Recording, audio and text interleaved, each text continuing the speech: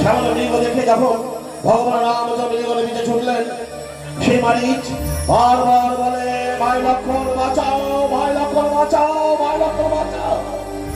সেই কথাটা শুনে মা জানকী ঠাকুর লক্ষণকে বলল, হয়তো তোমার দাদা বিপদে, সেরকম কোনো চক্রান্ত নয় তো? না, এই যদি চক্রান্ত হয় আমি আমি ভগবতী সংক্রান্ত জাল নিচে তাকে দিতে পারবো না। সংক্রান্ত জালের আমি কেটে দেবো।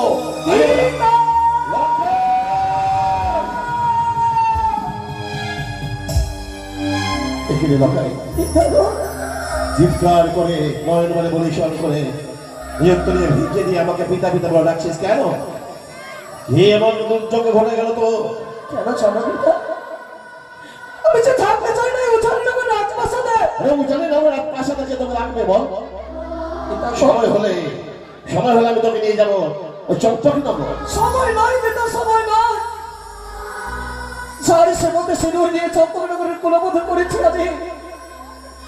জীবনে যেটা ভয় আমার, সেই ভয় যে আমার এই উঠানি নগরে ঘটেছে পিতা। হ্যাঁ, কাকে থেকে ভয় করছিস?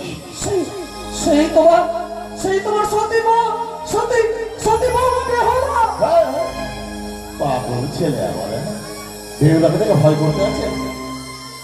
পিতা গো, ওরে বেহুলার আত্মাক্ষর ভয় বিপদে তারই নেই। যে বিপদে থেকে তোকে বারে বারে রক্ষা করবে সেই তো চাও মা বেহুলা। না পিতা, বেহুলাকে ভয় করতে নেই বাছা। এই কখনো হয় না পিতা। বেহুলাকে ভয় করবি কেন? পৃথিবীতে কোনো মানুষ কোনোদিন সর্পকে বন্ধ করে রাখতে পারে না পিতা গো। কিন্তু তোমার বৌমা সেই বছর করে এক এক করে 3টি সর্প বন্ধ করেছে। তাই নাকি?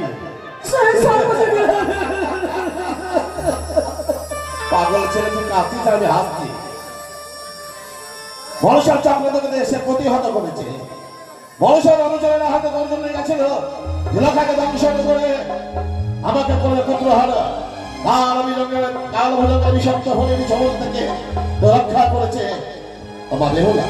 ওরে এটা যে রক্ষা নয় পিতা, এই যে আমার বিপদ। কিসের বিপদ? আমার জীবনে যেন কার বৈশাখী ঝড়ের মতো বিপদ ঘনিয়ে এসেছে। সেই ঘরকে ভেঙে দেবে মা বেহুলা, না, সেই ঘরকে ভাঙিয়ে দেবে বেহুলা। কেন নয়? পারবে না পিতা, পারবে। পারবে না। ওরে বিশ্বাস আছে আমার। পিতা গো, কি? ওর বিশ্বাসের কথা বলছো পিতা?